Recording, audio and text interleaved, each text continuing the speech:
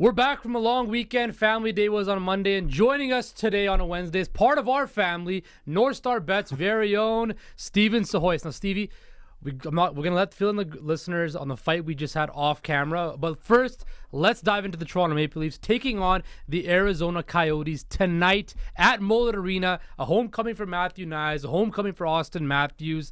One more game without Morgan Rielly, 4-0. What do you make of this team and how they've played during the stretch while missing their number one defenseman? Well, I think they've rallied around it. Like, this guy put himself and cost himself money to stand up for this team, right? He's losing these 5 game checks. He's not making money off of this. And we know how motivated the Maple Leafs are by money. So I think what's really happening here is that they've rallied themselves around Morgan Rielly, saying, look, like, this guy's willing to cross-check Ridley Gregg in the face, potentially get suspended to prevent this team from being embarrassed, or to, combat this team being embarrassed by Gregg taking that slap shot into the net. And they have rallied around him. They're playing better defensively. The offense led by Austin Matthews has been fantastic.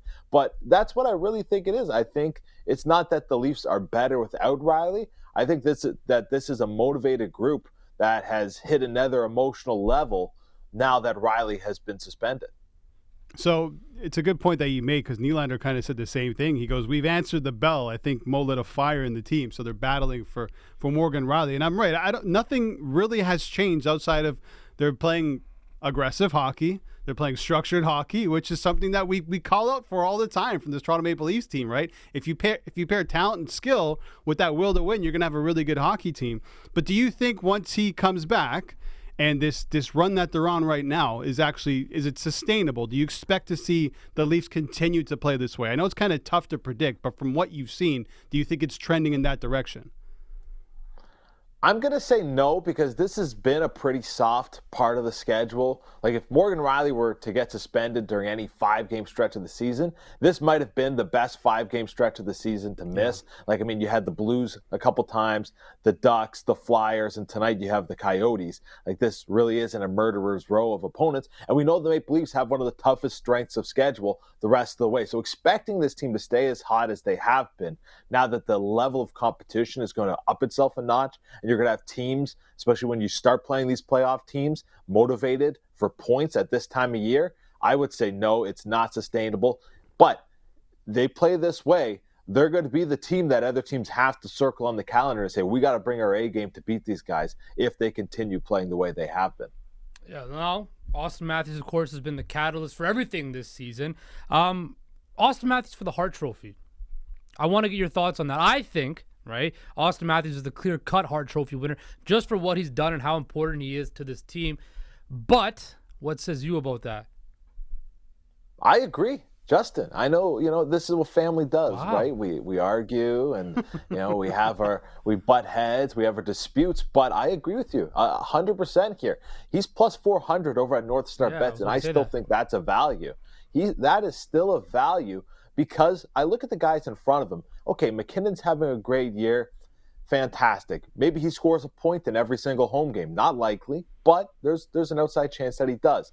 If he does that and he finishes with like 110 points, that's a nice season, but nobody's going to be oohing and eyeing over it the way they will be if Matthews goes on a nuclear run, or continues the run that he's on right now, and hits 70 goals. Like, if he hits 70 goals, the Hart Trophy has to go to him. Because, okay, McDavid, McKinnon, Kucherov, they all might get like 115 to 120 points. That's great. A lot of guys have hit the 115 to 120 point mark.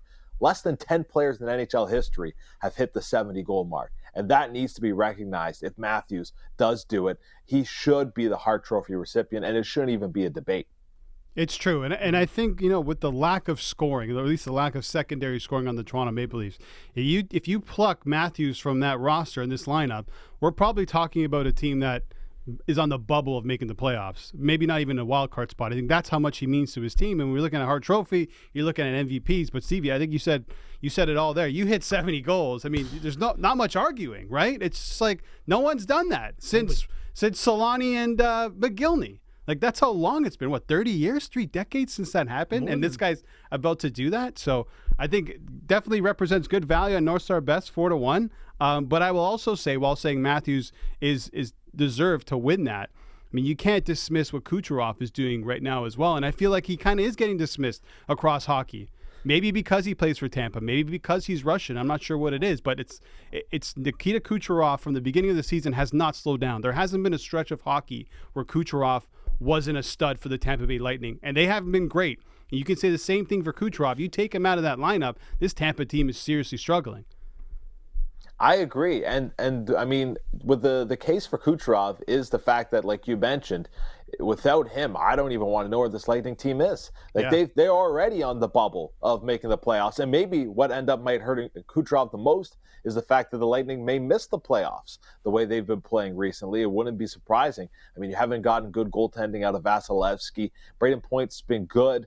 Stamkos has been good, but they all benefit from playing alongside an elite talent like Kucherov. He doesn't get the respect that he deserves, but this is what happens in these smaller markets. Even a team like Tampa Bay, who's won 2 of like the last 4 or 5 Stanley Cups, guys just go under the radar. You've had players like Roman Josi, who should be at least 1 or 2 in Norris Trophy voting every year, in my opinion. He just doesn't get that recognition in a market like Nashville. There's players that just seem to fall under the radar given where they're playing. Look at a guy like Sam Reinhart. I mean, he's second in goals in the NHL, and he's like a footnote. Like, he barely gets talked about. So, I mean, I think it's 100% has to do with the market he plays in. If you were playing in a Boston, a New York, or a Toronto, I mean, they would be gushing all over him, right? Like, everyone would want to talk about Nikita Kucherov, but it's just not the case given the market. And I also think the team's up and down year as well. Yeah, and listen, Kucherov, I think this speaks volumes, is the only Tampa player in the top 20 in points. That says a lot about what's going on with the Tampa Bay Lightning and what he's doing. We had a whole conversation right now with the Hart Trophy, and we didn't mention Connor McDavid whatsoever. Oh, yeah, that guy. Right now, he's plus 285 at NorthStar Bet. Just saying. And he's at 83 points. Look, I am saying he could still get the Art Ross. I'm just saying, watch out for McDavid to win the Art Ross once again. But let's get to the main event of this segment right now. Before we got on air, you told me to my face virtually that there are 5 teams, not 1, not 2, not 3, not 4, but 5 teams better than the best team in the Western Conference, the Vancouver Canucks, the best team in the NHL. Than the Vancouver Canucks, Stevie. That got me fired up. Yes, the Canucks have lost 3 games straight for the first time all season, right? But to say there's 5 teams better than them is absolutely blasphemy, my friend. Blasphemy. Well, look, Justin, here you are. You're putting words in my mouth. I said they were the 5th best team in the Western Conference, which means there's only 4 teams better than them. But you can make an argument. I'll throw the Winnipeg Jets ahead of them too if you want. But I made my list. And I've checked it twice, and I can't find any arguments, any complaints with this list. I've got number 1 in the West. If you're going to give me in any series right now, I will take the Dallas Stars actually over any team in the Western Conference. Then I like the Edmonton Oilers. I'll take the Colorado Avalanche, who just beat the Vancouver Canucks last night, over the Canucks. And then fourth and foremost, I'm going to take the defending Stanley Cup champions, the Vegas Golden Knights, which puts your Canucks at number 5. Look, I'm putting them ahead of the Winnipeg Jets, even though the Winnipeg Jets just beat them on Saturday night. I'm not out here saying that they're better, even though they beat the Canucks. But I got the Canucks at number 5, and I think that's a fair ranking. And I bet you Albert agrees with me. I agree with Stevie, and that's just not to get at you, Justin. I'm just being honest. To me, I'm still on the Vegas Golden Knight train. I think they win the Stanley Cup again. I think they're that good. So I put them at the top of the list, not only in the West, but in the NHL. I love the Stars. That's a really good team who can perform in the playoffs, well-balanced in terms of scoring. They got the netminder. They got the defense. The Jets look good. Come on, Justin Pooni. And this is, me and Stevie saying that the Vancouver Canucks are, 5th or 6th best in the Western Conference, but still one of the best teams in the NHL. I think that's how deep this Western Conference is at some points, at least at the top. So this is no disrespect to Canucks. They have a plus, but you have other teams who've been there before, and I think are well positioned for a deep run. They have 3 guys in the top 11 of scoring in the NHL. For sure. They have the Vezina Trophy. I think They have the Norris Trophy winner. I know, but I think if they have the coach of the year. If we've seen this team in the playoffs before and we have an idea what to expect, maybe this is a different ranking, Stevie. Am I right? Yeah, and you know what? The team that Justin's describing sounds a lot like the Boston Bruins from last year, who I saw up close and personal lose in the first round of the playoffs. It's not gonna happen. So like. This is what I'm hearing. I'm getting flashbacks. We're gonna play Nashville or St. Louis in the first round. We're gonna beat them in 5 games. We're gonna beat. No, for sure. Don't be so sure, man. Nashville or St. Louis in the first round for the Canucks is a 5-game series victory. Okay, this team is too. I agree with you. I agree with you there. But to Albert's point, a team that reminds me a little bit of Florida from last year in that Western Conference is Vegas. I mean, they're not fighting for a playoff spot per se, but they've dealt with a lot of injuries this year. Yeah. Eichel's been banged up. Theodore's been banged up. We really haven't seen this team play at full strength for a lot of this season, and they're just kind of they're getting by. Like they're 6 points back of the Canucks in the division. They're getting by, but if they get healthy again, and these guys who haven't played a lot this year are at full health come playoff time, that's going to be a scary team again. Yeah.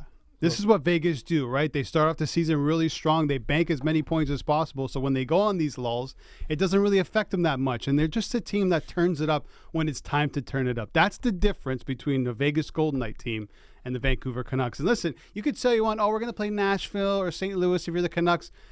I'm sure Tampa Bay was saying the exact same thing when they played Columbus. Is Vegas, right? These things happen. Is Vegas going to make it out of the first round even if they play Edmonton?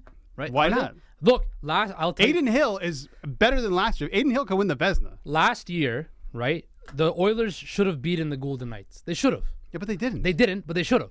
Right? They should have, after that garbage Petrangelo thing, should have been suspended in the whole Nurse situation.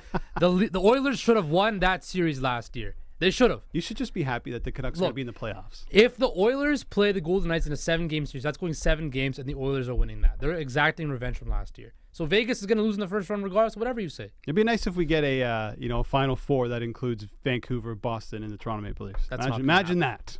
Probably not going to happen. God. But that's better. How do we do this show? Boston-Toronto might be a first-round series. I know. Don't. I can't wait for that. Don't remind me, Steve. I don't know if I'm going to watch that game. Emotional swings. I'm not going to watch that series. Anyway, Stevie, that's been enough emotional swings for this block. We appreciate you, my friend, and we will talk to you later. Thanks, Stevie. Yeah, no problem, guys. Take it easy.